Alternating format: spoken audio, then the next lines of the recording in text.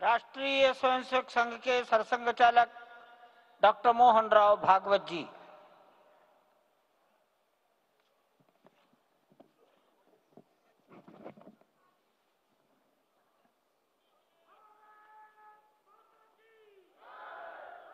आदरणीय प्रधानमंत्री जी, उत्तर प्रदेश के आदरणीय मुख्यमंत्री जी, आदरणीय राज्यपाल महोदया,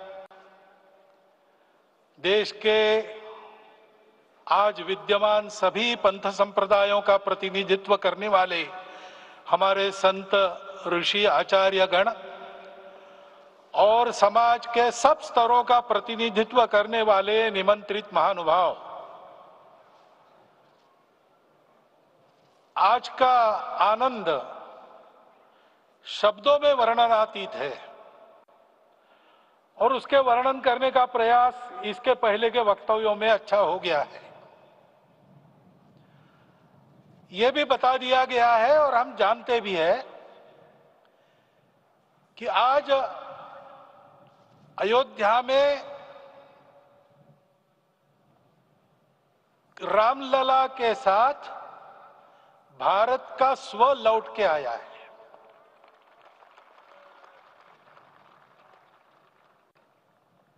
और संपूर्ण विश्व को त्रासदी से राहत देने वाला एक नया भारत खड़ा होके रहेगा, इसका प्रतीक आज का कार्यक्रम बन गया है। ऐसे समय में आपके उत्साह का, आपके आनंद का वर्णन कोई नहीं कर सकता। हम यहां पर अनुभव कर रहे, पूर्ण देश में यही वातावरण है।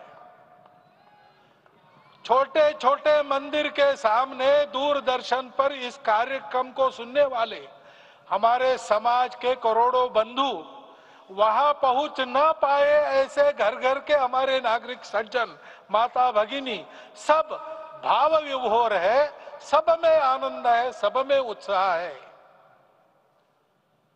और ऐसे समय में जोश की बातों में थोड़ी सी होश की बात करने का काम मुझे ही दिया जाता है। आज हमने सुना कि इस प्राण प्रतिष्ठा महोत्सव में पधारने के पूर्व प्रधानमंत्री जी ने कठोर व्रत रखा। जितना कठोर व्रत रखने को कहा था, उससे कई गुना अधिक कठोर व्रताचरण उन्होंने किया। मेरे पुराना उनसे परिचय है, मैं जानता हूं वो तपस्वी है ही, परंतु वो अकेले तप कर रहे हैं, हम क्या करेंगे।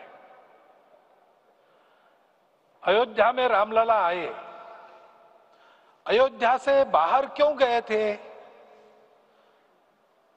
रामायण में क्यों गए थे बाहर, तो अयोध्या में कलह हुआ। अयोध्या उस पुरी का नाम है जिसमें कोई द्वंद्व नहीं, जिसमें कोई कलह नहीं, जिसमें कोई दुविधा नहीं। वो हुआ 14 वर्ष वनवास में गए। वो सब ठीक होने के बाद दुनिया के कलह को मिटा के वापिस आए। आज रामलला वापस फिर से आए हैं 500 साल के बाद। जिनके त्याग, तपस्या, प्रयासों से ये सोने का दिन आज हम देख रहे, सुवर्ण दिवस देख रहे, उनका स्मरण प्राण प्रतिष्ठा के संकल्प में हम लोगों ने कहा, आपने सुना होगा, स्मरण किया। उनकी तपस्या को, उनके त्याग को, उनके परिश्रम को शत बार, सहस्त्र बार, कोटि बार नमन है। रामलला के यहां इस युग में आज के दिन फिर वापस आने का इतिहास जो जो श्रवण करेगा वो राष्ट्र के लिए कर्म प्रवण होगा और उसके राष्ट्र का सब दुख दैन्य हरण होगा। ऐसे इस इतिहास का सामर्थ्य है। परंतु उसमें हमारे लिए कर्तव्य का आदेश भी है। प्रधानमंत्री जी ने तप किया, अब हमको भी तप करना है। राम राज्य आने वाला है, वो कैसा था दैहिक दैविक भौतिक तापा राम राज नहीं कहु व्यापा। सब नर करहि परस्पर प्रीति चलहि स्वधर्म निरत श्रुति नीति। सब निर्दंभ धर्म रत पुनि नर अरु नारी चतुर सब गुनी। सब गुणज्ञ पंडित सब ज्ञानी सब कृतज्ञ नहीं कपट सयानी।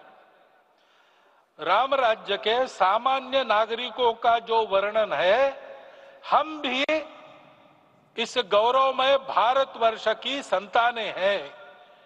कोटि कोटि कंठ उसका जयगान करने वाले हमारे हैं। हमको इस प्रकार के व्यवहार को रखने का तप आचरण करना पड़ेगा। हमको भी सारे कलह को विदाई देनी पड़ेगी। छोटे छोटे परस्पर मत रहते हैं, छोटे छोटे विवाद रहते हैं, उसको लेकर लड़ाई करने की आदत छोड़ देनी पड़ेगी। आखिर है क्या? ये बात बताइए, वो सामान्य नागरिक कैसे थे? निर्दंभ, प्रामाणिकता से आचरण करने वाले, केवल बातें करने वाले नहीं और बातें करके उसका अहंकार पालने वाले नहीं थे। काम करते थे, आचरण करते थे और अहंकार नहीं था। ऐसे वो थे और धर्मरत थे। यानी क्या थे?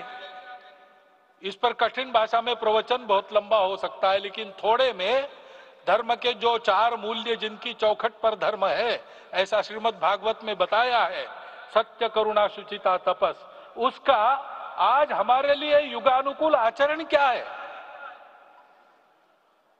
तो सत्य कहता है कि सब घटों में राम है, ब्रह्म सत्य है, वही सर्वत्र है। तो हमको ये जानकर आपस में समन्वय से चलना होगा, क्योंकि हम चलते हैं, सबके लिए चलते हैं, सब हमारे हैं, इसलिए हम चल पाते हैं। और इसलिए आपस में समन्वय रखकर व्यवहार करना, यह धर्म का पहला जो पैर है, सत्य, उसका आचरण है। करुणा दूसरा कदम है, उसका आचरण है सेवा और परोपकार। सरकार की कई योजनाएं गरीबों को राहत दे रही, सब हो रहा है, लेकिन हमारा भी कर्तव्य है, ये सब समाज बांधव हमारे अपने बंधु है। तो जहां हमको दुख दिखता है, पीड़ा दिखती है, वहां हम दौड़ जाए, सेवा करें, दोनों हाथों से कमाएं, अपने लिए न्यूनतम आवश्यक रखकर बाकी सारा वापस दे, सेवा और परोपकार के माध्यम से। यह करुणा का अर्थ आज है। शुचिता पर चलना